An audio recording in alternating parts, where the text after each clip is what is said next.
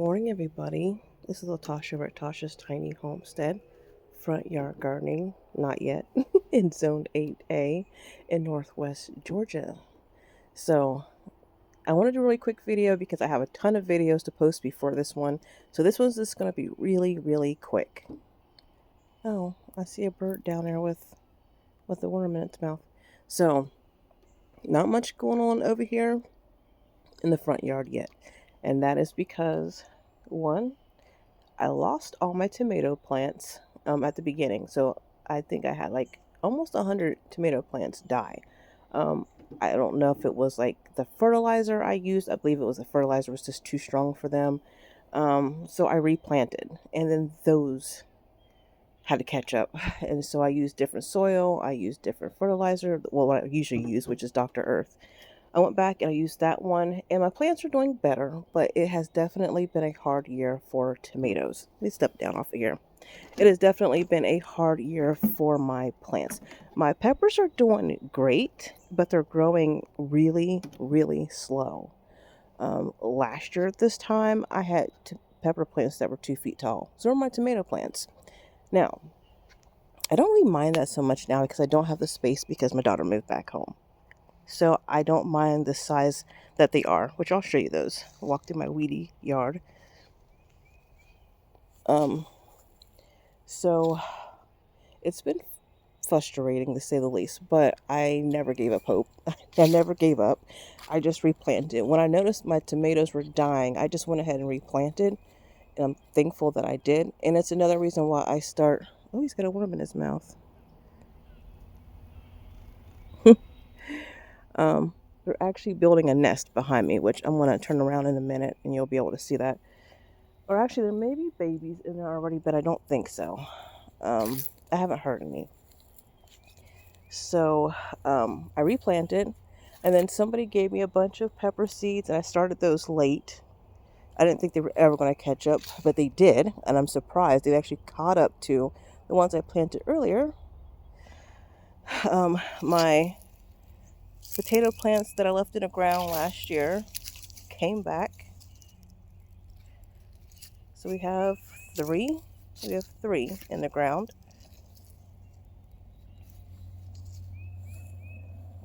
I'll turn around. You can see the birdhouse up on the porch. So, last year I had these all planted out. This year I have nothing in the ground yet. And I'm glad that I don't because we keep getting these really weird freezes.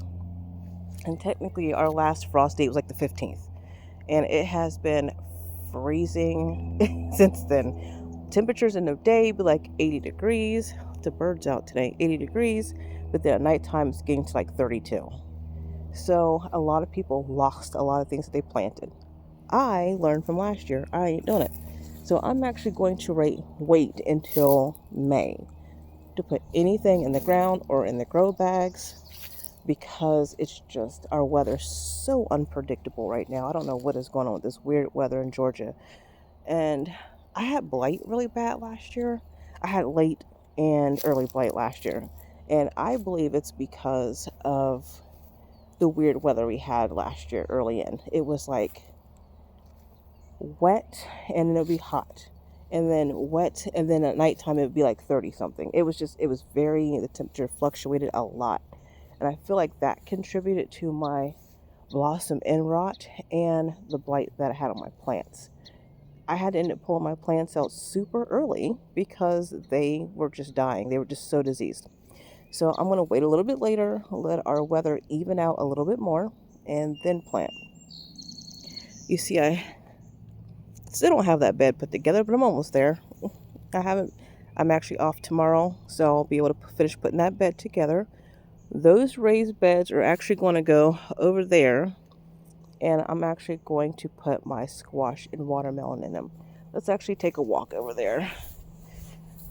This is by my trash can, which is not really pretty to look at. There's my pretty truck. Not really pretty to look at.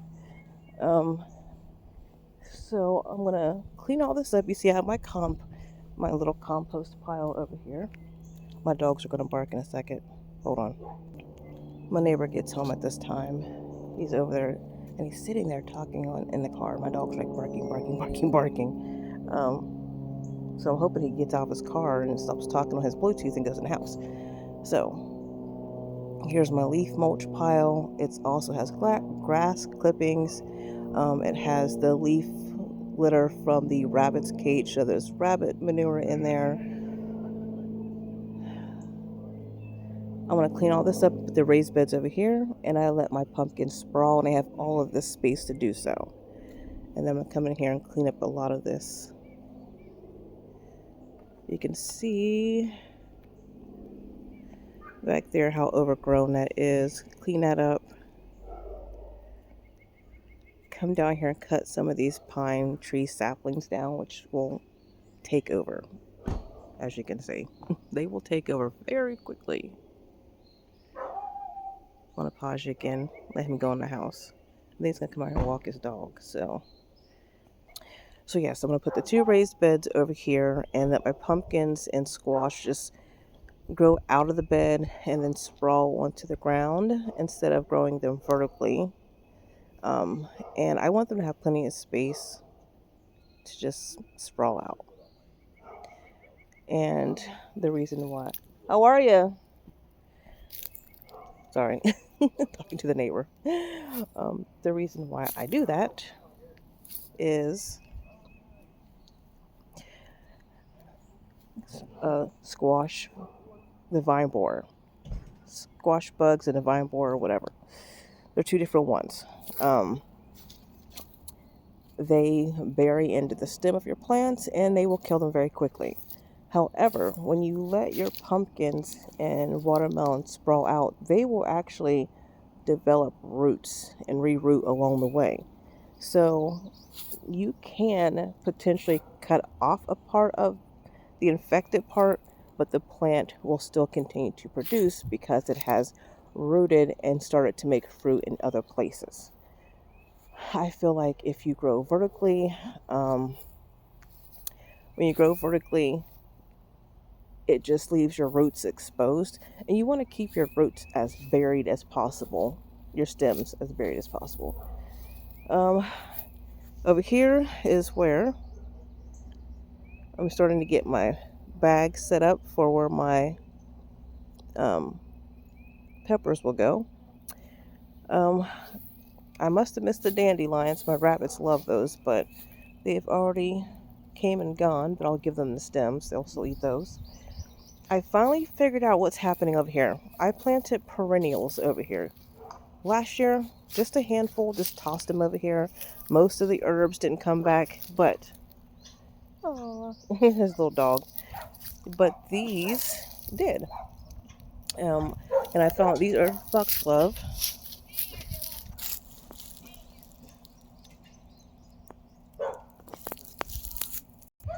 Okay, sorry. The neighbor's walking his dog. My dogs were barking. His dog was barking. The neighbor's dogs are barking. And that is subdivision life. So I planted these herbs over here. I believe I figured out this one was a foxglove. Every part of a foxglove, I believe, is poisonous. So I'll find out when it blooms. Maybe these are something that I tossed down. I don't know. I'm going to take a picture. Of course, I think maybe these are weeds. I know these are weeds. I know I planted that last year. And maybe this is something I planted, but I don't know. So I'll use my little plant identification app and find out. I'm all about medicinal herbs.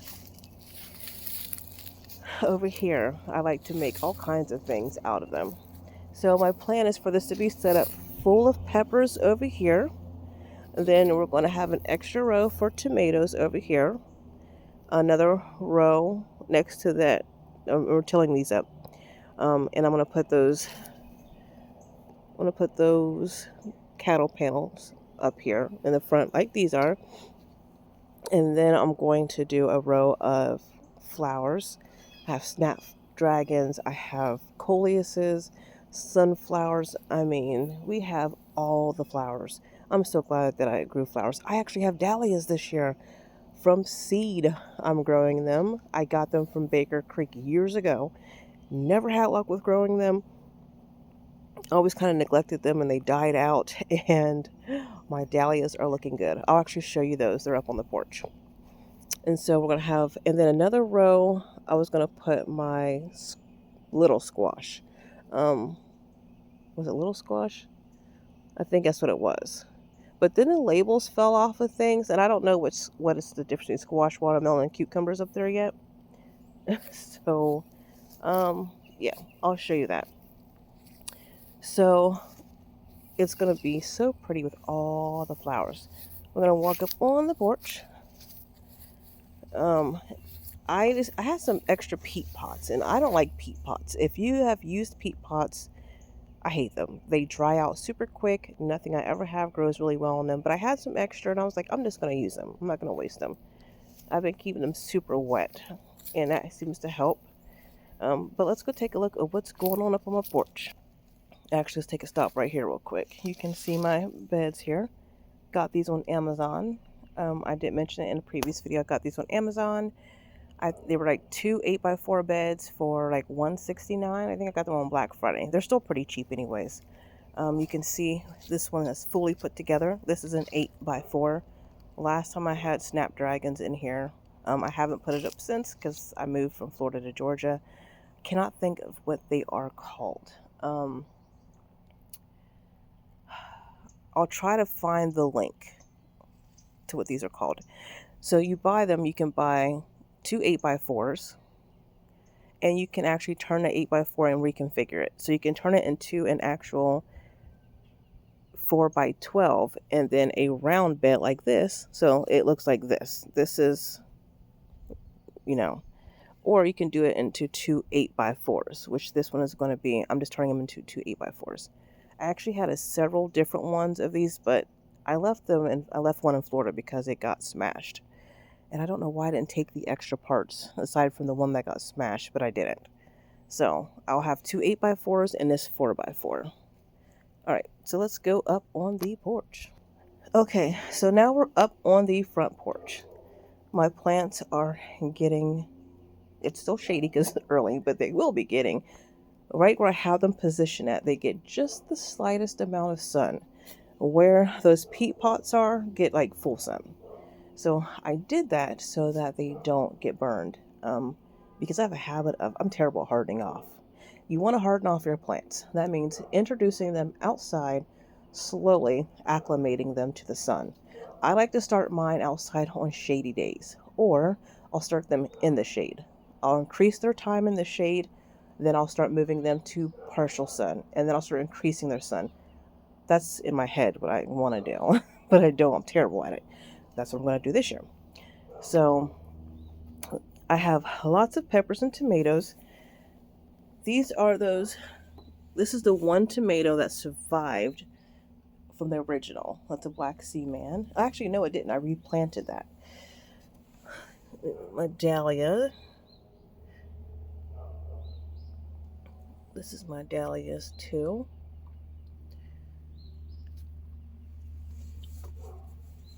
Dahlias.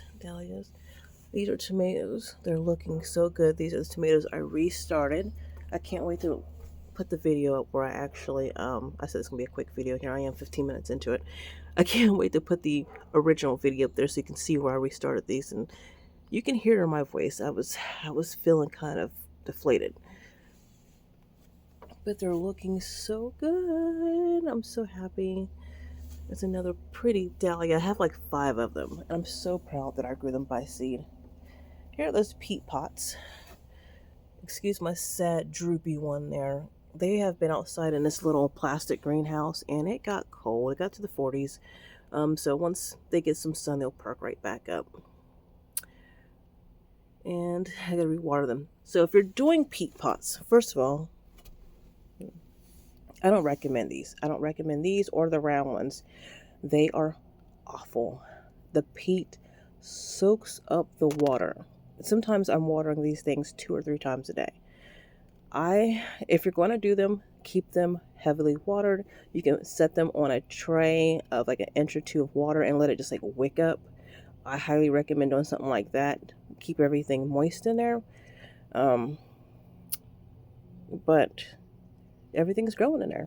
These are my squash. I don't think, maybe some of these are cucumbers. Some of them are cucumbers. I just don't know which ones. None of them to me are standing out like cucumbers. Yeah, I don't know. I'll have to watch the video because in the video I did the cucumbers, but I didn't label them. But I was like, oh, look at the video. I'll remember what I planted. Here's obviously a cucumber. Tomato is looking good. I did some hybrids this year. Oh, no, that's a super sweet. I did do some hybrids this year. I did not get any super sweet last year, even though I planted a ton of them, so I was so disappointed. I heard good things about them, but this year, they thrive the most. I probably have like 5 or 6, 7 of these super sweet 100s. And then my peppers, like I said, they are growing so slow, but they're catching up. I planted a lot of these Brazilian starfish. I love them. They're one of my favorite peppers. Here's some of the ones I started really late, peppers that somebody gave me. They are in varying stages, but they are catching up. I'm so ecstatic about that. This is the little greenhouse I was given. This is a little cheap greenhouse. It will blow away. So I wouldn't even recommend anchoring it because the little connectors, they're weak. They're plastic and weak. I have it on my porch because I feel like I have more control and the wind isn't so bad throughout here on my porch. They have been out here in this little thing and survived 2 nights at 36, I believe, 34 something, and they did just fine. Actually, when I came out here that morning, there was condensation inside of it, and when I opened it, it was relatively warm. It was like 30 something out here, but inside of that greenhouse, it was very, very warm. So it does trap heat really well. So yesterday it did not, and that's because I have some of those flaps. You want to make sure your flaps are flush. When I do that, I don't have any problem with it trapping the warmth in there. But it's for a cheap little greenhouse, I'm pretty happy with it. It's been holding, not all of these plants, it's been holding most of my peppers. Most of these ones right here come from out of there. So over here, these are sugar bush baby watermelons. I do remember those. It is stretching for the sun. Give me sun. Once these have one set of true leaves, because watermelon don't like their roots disturbed. Once they have one set of true leaves, I'm going to plant them right out into the garden from here. That's the reason why they're starting these big ones. A lot of people are going to say, you should plant your watermelon and cucumbers in the ground. You should be direct sowing those because they don't like their roots disturbed. Blah, same thing. There's no hard, fast, true rules in gardening. Do what works for you. Experiment in your garden. For me, I don't direct sow. Nothing. I want to know what germinated and what didn't, so I know if I need to replant. I don't want critters getting in there like squirrels and stealing the seeds out. Or my favorite thing is like when they first sprout, things start attacking them immediately. Like pests will start attacking the little sprouts, or the squirrels will start attacking them. I just don't do it. I always transplant. It works well for me. I transplant my cucumbers. I transplant my melons, squash, everything. And it works better for me. So, and they say, oh, if you put one in the ground, it'll catch up to the one that you transplanted. That's not true. That ain't true. That is not always the case. That might have been for them, or maybe they heard it because that's how most of the things get started. They hear about it and they're like, oh, that must be true. But they never even experiment with it. So, no. When I planted in the ground to test that theory, mine did not catch up. They actually petered out and died. So, I don't transplant. I transplant, but I do not direct sow anything. If I'm going to direct sow one thing, it's going to be sunflowers. I don't even direct sow zinnias. I don't even direct sow sunflowers. Every critter likes sunflowers. The same thing when I stopped, and the reason why I only planted tulips and daffodils one time, the squirrels love them. They dug up every one of my bulbs.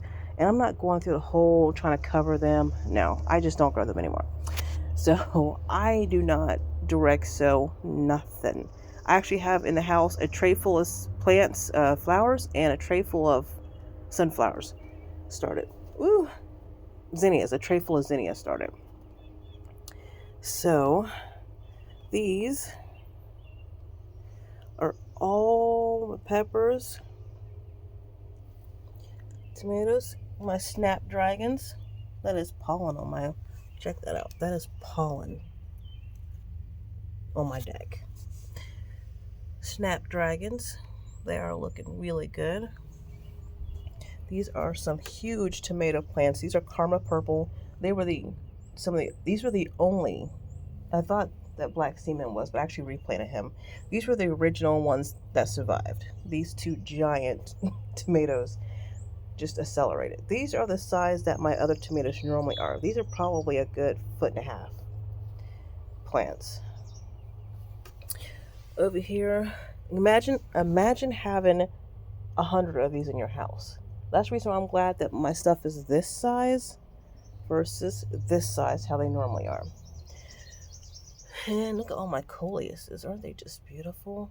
I didn't have very good luck with lavender. You see just a couple sprigs of lavender, just those two, that's it. So I want to see if I can plant some more. Actually, looks like might be lavender too. The lavender is a perennial. There is varieties that will bloom the first year, and there's varieties that will bloom the second year. Some of these are some snapdragons. I have echinacea on here, bachelor's buttons, Indian flowers, blue bonnets, black-eyed Susan, which I think are those. So I am so happy with this tray. So it's so pretty, isn't it? Oh, so that's just what's going on right now. This is what my world is looking like, and I couldn't be more happy. I was so upset when I lost all my tomatoes, but I'm so thankful that when I noticed it happening, I was like, let me just go ahead and restart. I'm just gonna go ahead, sow another tray just in case, just in case. And that just in case paid off because, buddy, I lost every one of my tomato plants. Every one of those tomato plants, aside from the two Karma Purple. So, oh, that's a pretty bird down there. Sorry. There's a pretty bird down there. There's always lots of birds. I don't think he's going to jump up here because I'm up here. But anyway, I'm going to go in the house so that the birds can come over here and eat. But yeah, thank you for joining me for this not so short front yard video tour of what's going over here at Tasha's Tiny Homestead. I'll talk to you guys soon. Have a happy Wednesday.